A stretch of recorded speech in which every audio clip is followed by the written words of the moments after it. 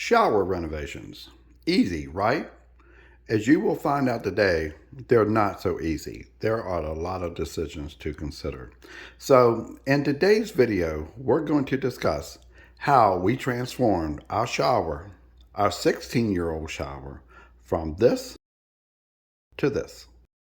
The purpose of today's video is not to discuss how to perform a shower renovation, but rather to discuss what you should consider when planning a shower renovation. When Karen and I were first considering a bathroom renovation, we asked ourselves, what is the scope of the project and what can we afford? Well, naturally, we would love to renovate the entire bathroom and just get it over with. But once we determined that the cost of this thing could be $10, $20, $30, $40,000, we decided that we would just take it one step at a time and that we would focus on the shower first because that is the area that needed the most work. Once we decided on the scope of the project, Karen and I knew that we need to educate ourselves. Look, we've never performed a shower renovation. The good news is there are tons of YouTube videos out there that walk you through step by step on how to perform a shower renovation. What we learned, there are a lot of ways to perform a shower renovation, and there are many different techniques. There's also many products that you can choose from and different ways to get from point A to point B. What we're going to do today is that we're going to take what we've learned, and in this video, we're going to try to share with you what we feel is important in your decision-making process. Once we had educated ourselves, the next step in the process was to interview contractors. Now, to develop a list of possible contractors, we talked to family and friends, we posted on social media, and we also asked our supplier, Floor & Decor, if they could recommend someone. Now that we have developed a list of contractors, it's time for interviews. But before we interviewed anyone, Karen and I sat down and developed a list of questions based on the YouTube videos that we have watched. The first question that we always ask the contractor is, tell us about how you would go about completing this project. That question puts the contractor at ease and it gives them an opportunity to tell us about how they perform their work. It also generates other questions. And some of the questions that we asked were questions like, when can you start? How long do you think the project will take? We discussed whether or not we wanted tile in the floor, whether or not we should do grab bars or not, whether we talked about the seat that we wanted in the shower niche, and of course, waterproofing is extremely important. Look, we wanted a contractor that would work with us, that would treat us as a partner, and that would engage us as we move through the process. Now, Karen and I did not end up selecting the lowest price contractor. There was one contractor that was $1,500 less. We ended up selecting the contractor that we felt like that would work with us and that would treat us as a partner. So far, we're very happy with our selection. Let's take a minute or so and discuss the surfaces available for your shower wall. Karen and I identified 10. Those would be acrylic, glass, fiberglass, ceramic, porcelain, natural stone, single sheet plastic, laminated wall panels, vinyl wallpaper, and solid surfaces, something like corian. Now, if you're worried about grout lines and you're worried about leaking and functionality, certainly acrylic and fiberglass are the way to go. They are made as one component unit. So there's very little chance of leakage. The only thing is, I really don't like the way they look. We got fiberglass in there now, and we don't need more fiberglass. Glass tiles, I don't mind them as an accent piece. I just don't want it over the entire shower surface. Natural stone, they would be expensive and expensive to install. Single sheet plastic, I just don't like the sound of that. I looked at them, I just didn't think it was a good look. For me, they look cheap. The same thing with laminated wall panels and vinyl wallpaper. Just didn't like the appearance. That leaves solid surfaces like corian. They look good. They come in many different styles, but they're expensive, and Karen and I need to live within our budget. So that leaves ceramic and porcelain. The differences between the two is ceramic tends to be more porous, so you're going to need to put a protective coating. Karen and I decided that we would go with porcelain, and we decided on 2 by 4 foot sheets. Now, tile size. If you get a smaller tile, if you decide to go with a smaller tile, that's more installation work for the installer, so therefore that's going to impact your price. Also, the smaller the tile, the more grout lines and the more chances that you're going to have problems down the road. So for Karen and I, we thought porcelain was the best choice. Shower floor. Should you go with a tile shower floor, or should you go with a prefab unit? When Karen and I first began this process, we were certain that we wanted to go with a tile shower floor. They're beautiful. You can design them any way you want. But as we did our research and as we talked to contractors, there was one common theme. A tile shower floor is very difficult to maintain going forward, and there's also the chance that they will fail on you. So we decided to go with a prefab shower base. The only problem is we could not find a prefab unit that would fit our 48 by 45 inch space. So it meant that we need to have it custom made. Luckily, I found 3 companies that would custom make a shower base for you. 2 of those companies offer those shower bases in Korean only, and those came in at about $3,500 each. Well, I think one was $3,200, the other one was $3,500. There was another company in Canada called Custom Shower Bases, and I'll put a link to them down below. They offer Korean, and they also offer another material called diamond core. The Korean price came in at about $1,900, which was much cheaper than the other 2 companies. The diamond core came in at about $1,200. The thing that I like about the diamond core is that it comes in 15 different colors. It's also very durable, and it's also solid surface. So that means that when you walk on it, you're not going to feel it giving underfoot. The one bad thing about this company is that they're very popular. They have a back order of about 4 to 5 weeks. So what we've done is that we've demoed the bathroom. We've got it down to the studs, and I'm going to show you that in a little while here. But we're waiting for the custom-made shower base to arrive. In the meantime, Karen and I are using the upstairs shower. Waterproofing is one of the most important decisions that you'll make. So I strongly suggest that you do a lot of research. Karen and I watched a lot of YouTube videos on this subject because we felt it's something that we could not get wrong. Now, our builder has his own system. He uses a combination of membrane and waterproofing paint that he uses, and he's been using it for many years, and he swears by it. So that's the system that we're going to go with.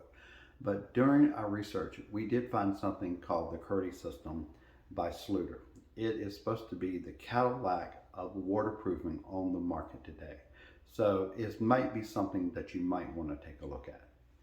Okay, guys, we're 3.5 weeks into the project, and basically we're on hold. What we're waiting for is for Custom Shower Bases, the Canadian company, to manufacture our shower base and to send it to us. And we can't move until it arrives. As I said before, they're on back order 4 to 5 weeks. But what we have done, we tore out the old shower and we've got it down to the studs.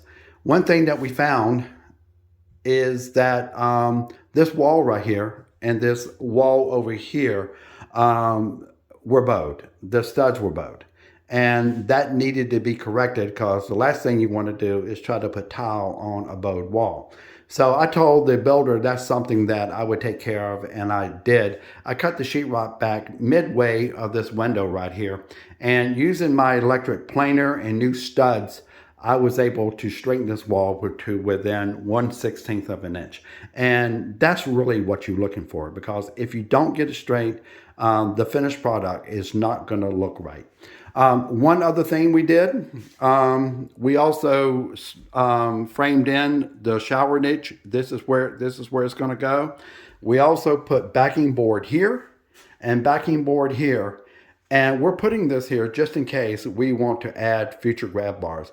These backing boards are 36-inch high on center. So this is your 36-inch line right here. Also here in the corner, we're going to have a seat over here.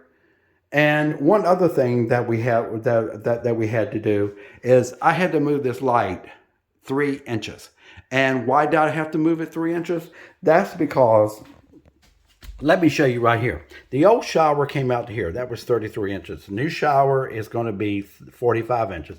So we're gaining 12 inches. Half of that is 6 inches. So that means the light up above and this shower drain and the plumbing would all have to move 6 inches. But this is the problem we ran into. If we move it 6 inches, the center would land right in the middle of a joist running this way. And there's just no way I want to cut that joist. It would just look messy, and it wouldn't look good in case we ever sold this house. So I really don't want to do that. So what we're going to do, we're just going to move this over 3 inches and call it close enough.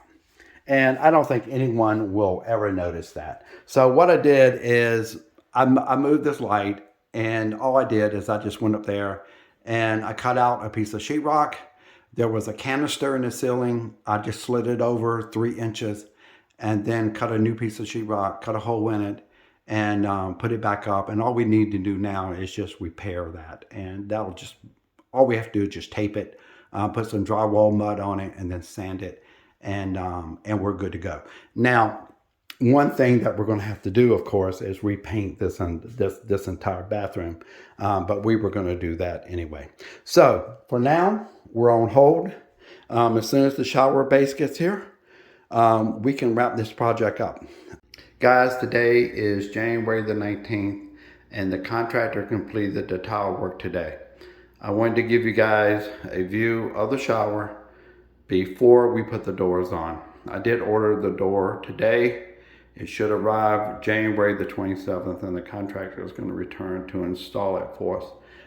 Let me just give you an overview of what the final product looks like. This is the shower base. Remember, it took 5 weeks for it to get here, but we're very happy with it. I think it looks fantastic in this shower. This is the seat that we had installed.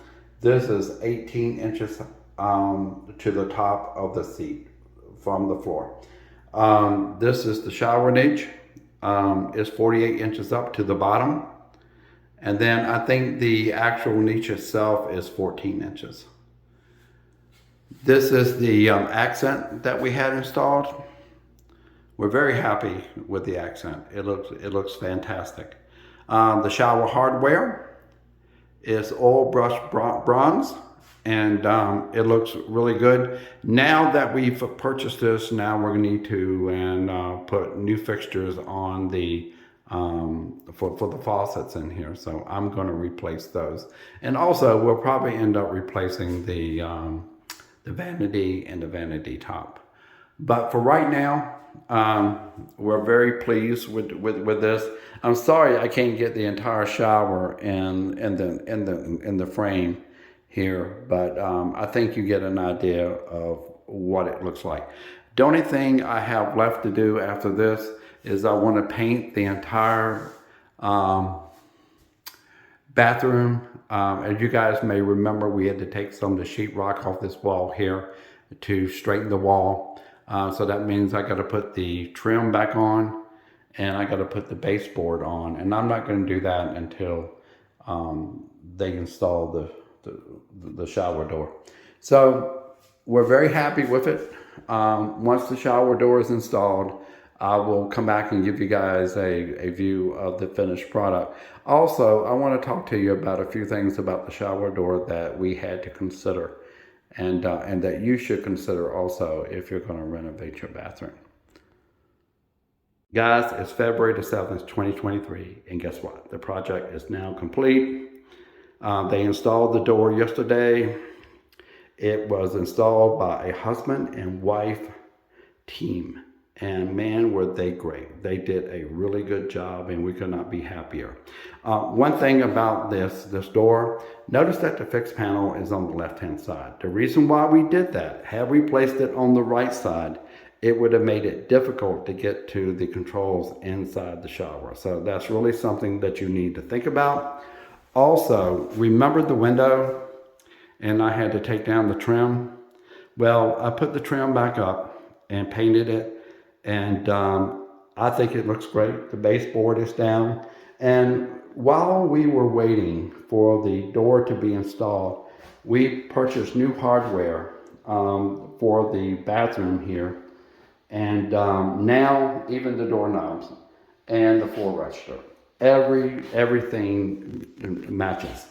One final thought: this is not an inexpensive endeavor. It's very expensive. We got about $12,000 into this project, but I got to tell you, we are really happy with the outcome, and I hope that this is something that you guys can tackle in the future. But because it's so expensive, that's just one more reason why you need to be careful and you need to plan well. I hope you guys have enjoyed this video. If you have, please hit the like button below and please subscribe to our channel.